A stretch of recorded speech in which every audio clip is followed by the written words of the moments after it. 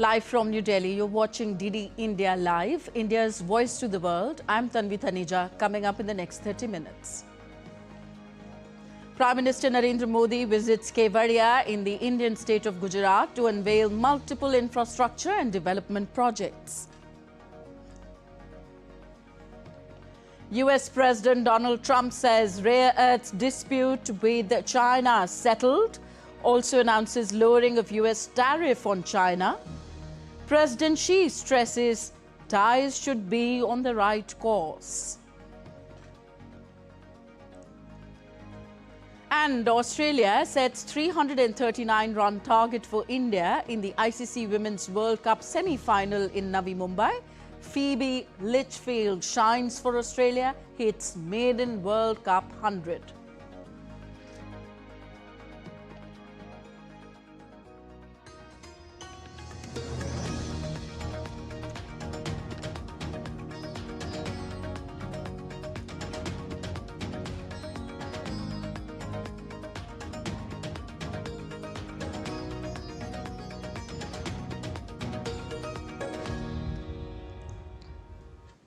Prime Minister Narendra Modi is visiting Gujarat on a two-day visit in a move to further enhance the tourist experience at Ekta Nagar in Kevadia, home to the world's tallest statue, the Statue of Unity dedicated to Sardar Patel. Prime Minister Modi flagged off 25 new e-buses on Thursday. Each bus is equipped with 2 emergency exits, special facilities for differently abled passengers, and 4 dedicated pink seats for women, ensuring safe and inclusive travel. This initiative aims to make tourism more comfortable, accessible and environment-friendly.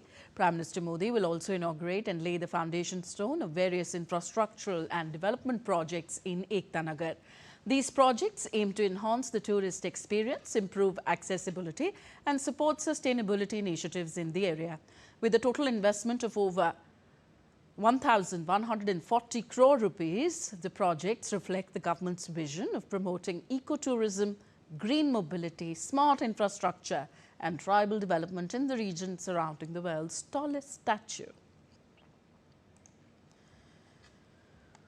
Earlier, Union Home Minister Amit Shah announced grand celebrations for Sardar Patel's 150th birth anniversary, celebrations hailing the Iron Man's role in unifying India. Speaking at a rally in Bihar, Amit Shah revealed that a Republic Day-style parade at Ekta Nagar Kevadia colony on October 31st of the National Unity Day will be held, and for that he urged nationwide participation. श्रद्धेय सरदार पटेल की 150वीं जयंती के उपलक्ष्य में Ekta Nagar Kevadia colony में जो भव्य parade का आयोजन हो रहा है, सरदार पटेल साहब का आजादी के बाद देश को एक करने में, आज के भारत के निर्माण में और एक भारत बनाने में कितना बड़ा योगदान है। इस बार रन फॉर यूनिटी को भी बड़े स्तर पर आयोजित करने का निर्णय लिया गया है। देश के सभी राज्य, केंद्र शासित प्रदेश, जिला, पुलिस स्टेशन, सभी स्कूल्स और यूनिवर्सिटी में रन फॉर यूनिटी का आयोजन हुआ है। India celebrates Rashtriya Ekta Divas, or the National Unity Day, on October 31st to honour Sardar Vallabhbhai Patel's legacy in unifying India. This year marks Sardar Patel's 150th birth anniversary. Delhi Police has made special arrangements to mark the occasion. DD India's Vishal Barrister caught up with the PRO of Delhi Police to find out more. As you are aware, the whole nation is celebrating 150th anniversary of Lauh Purush Sardar Vallabhbhai Patel, our first Home Minister. Delhi Police also has carved out a massive plan. We are having Run for Unity in our all more than 200 police stations on the theme of national unity. Other than this, in collaboration with the schools, we are having plantation program in schools as well as police premises. Plus, in both schools as well as police premises, we are organizing a photo exhibition on the life cycle of Sardar Vallabhbhai Patel ji, and that exhibition will be open for next 15 to 20 days for public to visit. Anybody can come and see that. Other than this, wherever the programs are being organized in the city on this Rashtriya Ekta Divas, everywhere we have made elaborate police arrangements both for security and traffic, so that public has all the convenience to reach the place of function and attend the program. Now, when we talk about a run for unity, how many police personnel would be participating in the run?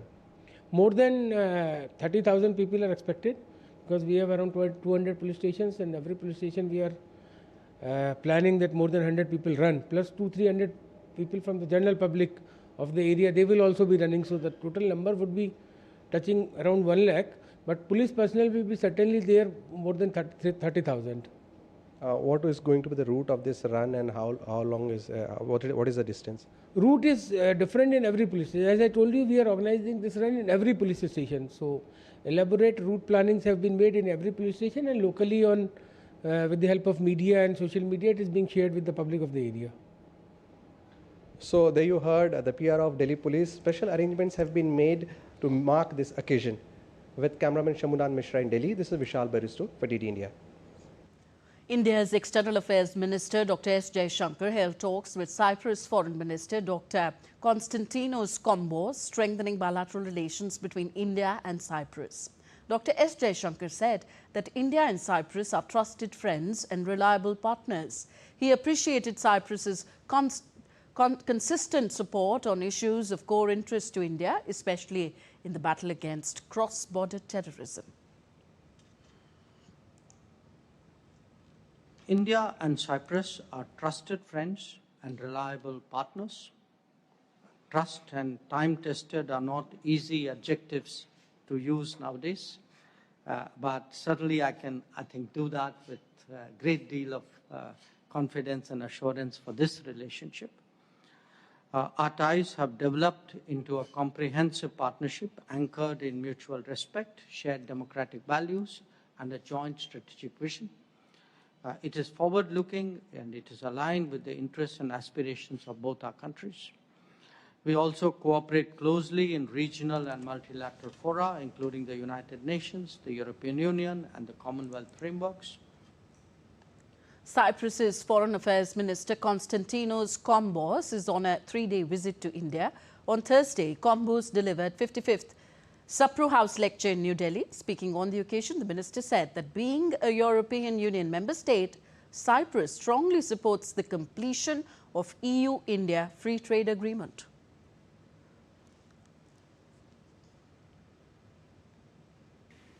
Cyprus strongly supports the conclusion of the long-negotiated FTA between EU and India, and the successful conclusion of this agreement will not only strengthen EU-India ties, but it will also unlock immense economic opportunities for Cyprus, for India, and for all the European countries. The 8th India-Korea Business Partnership Forum, jointly organized by the Confederation of Indian Industry, CII, and the Korea International Trade Association, convened on Thursday in New Delhi, marking a significant milestone in the evolving economic and strategic partnership between India and the Republic of Korea. Speaking at the event, Ambassador of the Republic of Korea to India, Seong-ho Lee, underscored the importance of Korean companies investing in India's local supply chains and R&D. He advocated for a second wave of collaboration, particularly in shipbuilding, semiconductors, and MSMEs. First big wave of Korean investment in India began in the 1990s, led by pioneering companies such as Hyundai, Samsung, and LG, which have since established a strong and successful presence in India. These companies also employ tens of thousands of Indian citizens and invest billions of dollars in local supply chain and R&D, helping India move beyond Make in India towards Made by India. Now is the time to embark on the second wave, especially in the fields of shipbuilding, semiconductors, and MSMEs.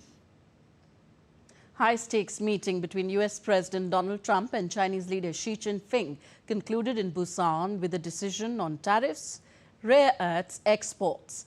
The bilateral meeting, which was held for about an hour and 40 minutes, longer than scheduled, was their first face-to-face meeting since 2019. Speaking to reporters on board Air Force One after the meeting, Trump said he had struck a deal to reduce tariffs on China in exchange for Beijing resuming U.S. soybean purchases, keeping rare earths exports flowing, and cracking down on the illicit trade of fentanyl. Earlier, as they sat down with their delegations at talks, Xi told Trump via a translator that it was normal for the two leading economies of the world to have frictions now and then. Over the years, I have stated in public many times that China and the United States should be partners and friends. This is what history has taught us and what reality demands. A few days ago, in the latest round of consultation, our two economic and trade teams reached basic consensus on addressing our respective major concerns and made encouraging progress. This provided the necessary conditions for our meeting today. Mr. President, I am ready to continue working with you to build a solid foundation for China-U.S. relations and create a sound atmosphere for the development of both countries.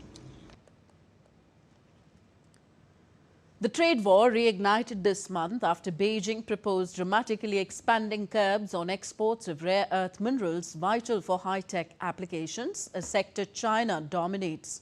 But while meeting Xi, Trump said he will have a fantastic relationship for a long time. It's a great honor to be with a friend of mine, really for a long time now, if you think about it. The very, very distinguished and respected President of China, and we will be having some discussions. I think we've already agreed to a lot of things, and we'll agree to some more right now. But President Xi is a great leader of a great country, and I think we're going to have a fantastic relationship for a long period of time. And it's an honor to have you with us. Thank you very much. Chinese President Xi Jinping in turn hailed the consensus with U.S. President Donald Trump on trade. Xi has urged a swift follow-up to ease global economic fears. After his meeting with U.S. President Trump in a Thursday summit, Xi also told state media that China seeks no rivalry, likening its economy to an ocean resilient to risks.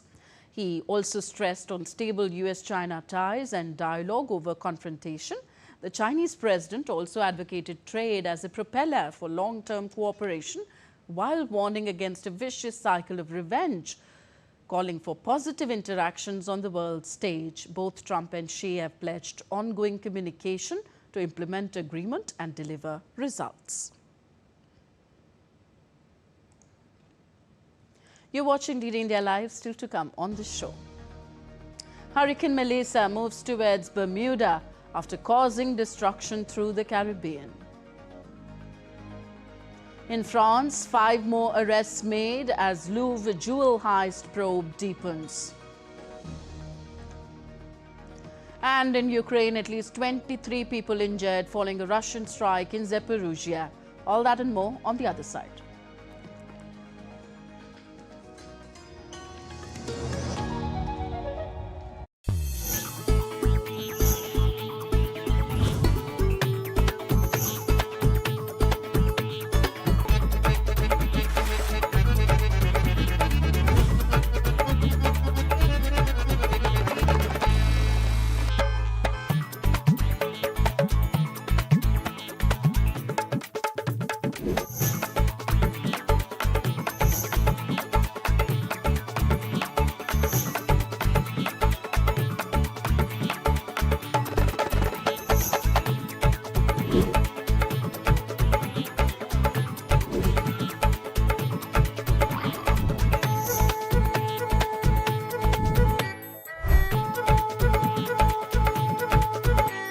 Welcome to Jaipur.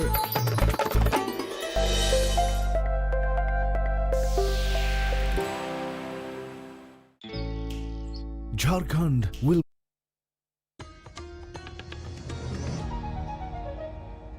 Welcome back. You're watching DD India Live. I'm Tanvi Taneja. On to the Russia-Ukraine conflict now. In Ukraine, rescuers have recovered 2 bodies from the rubble of a 5-story dormitory destroyed in a Russian strike on Zaporizhia on Thursday. Officials say at least 23 people were injured. Among them, 6 were children as emergency teams continue to search the site. President Volodymyr Zelensky revealed that Russia launched a barrage of more than 650 drones and 50 missiles overnight. While most were intercepted, he said some did hit their targets. Ukraine's Prime Minister Yulia Sviridenko condemned the latest strikes, accusing Moscow of trying to spark a humanitarian catastrophe as freezing temperatures approach. More from Europe, French police have arrested 5 more people, including a suspected mastermind in connection with this month's audacious robbery at the Louvre Museum in Paris. These latest arrests follow charges laid against 2 suspects on Wednesday, accused of breaking into one of the world's most famous galleries, while 2 alleged accomplices stood guard outside. Authorities say the new detentions were carried out in and around the capital, particularly in the suburb of Seine-Saint-Denis. The investigation continues as police work to recover the stolen artworks and determine the full extent of the network behind the heist. The Dutch election ended in an unprecedented cliffhanger on Thursday with only a few thousand votes separating the far-right party of Firebrand, Geert Wilders and pro-European centrist party. With 99.7% of the vote tallied, the PVV Freedom Party, run by Wilders, was fractionally ahead of the D66, led by the energetic Rob Jetten. Every major party has ruled out working with Wilders, meaning Jetten is on track to become the country's youngest prime minister, even if he comes second.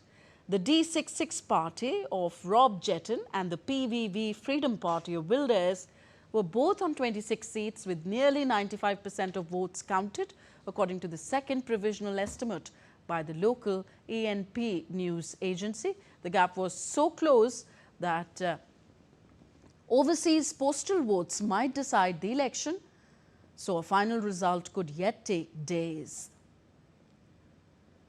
When the final result is eventually confirmed, a long process of trying to forge a coalition will begin, with 76 parliamentary seats required for a majority.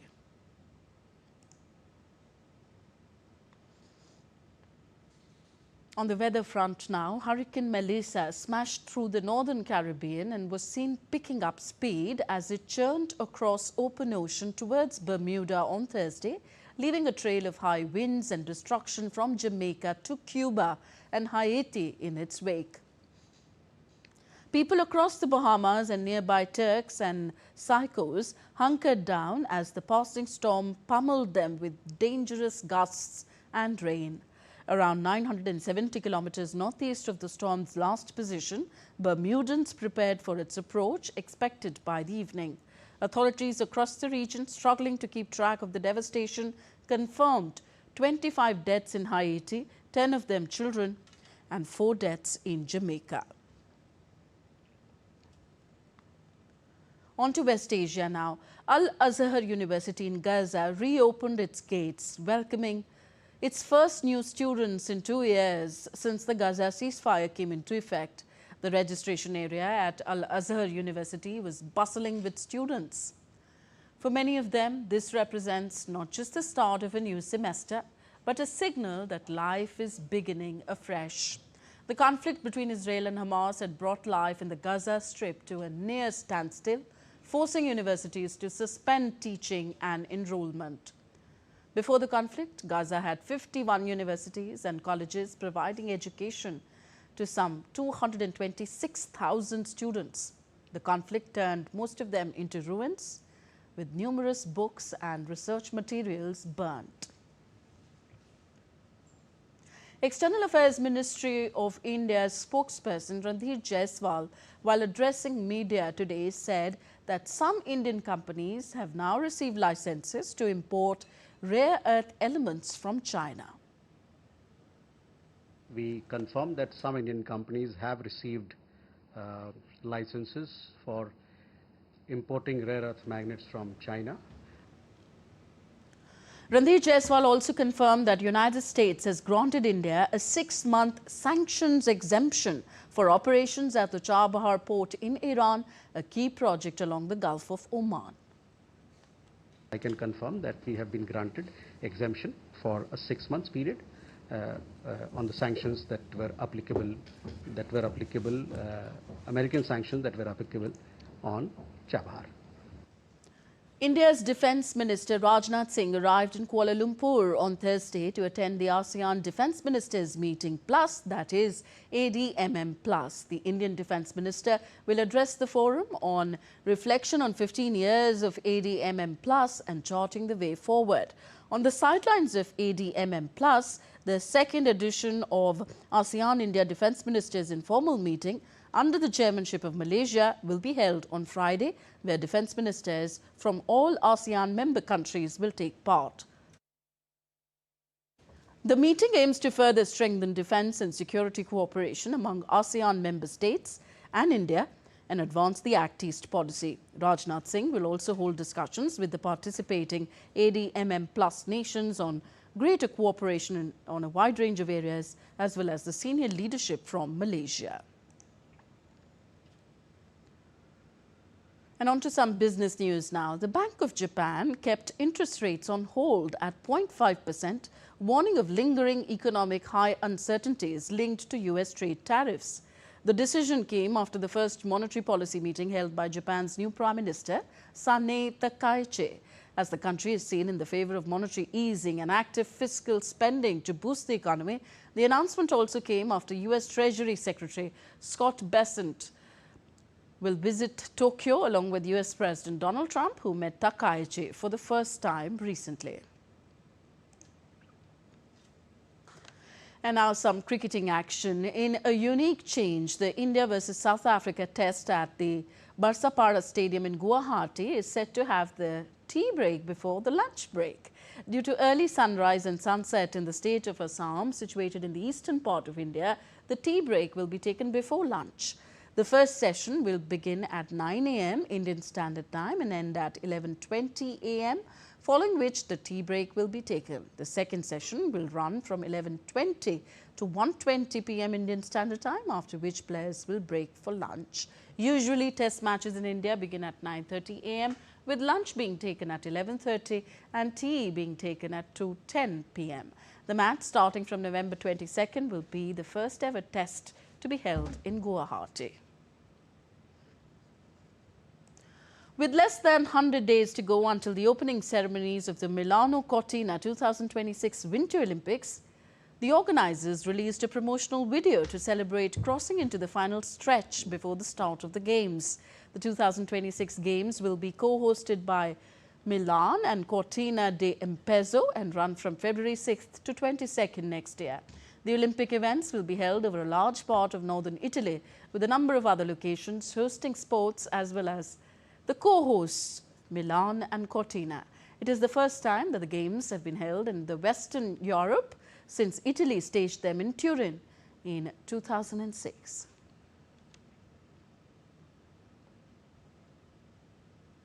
And that's all for this edition of DD India Live. Do let us know your thoughts on the news of the day. Connect with us on our different social media handles at DD India Live. And you can also download our DD India mobile app for quick news and updates on the go. We'll be back with more news as it breaks here on DD India. I'm Tanvi Taneja from all of us here in New Delhi. Thank you for watching. Namaskar.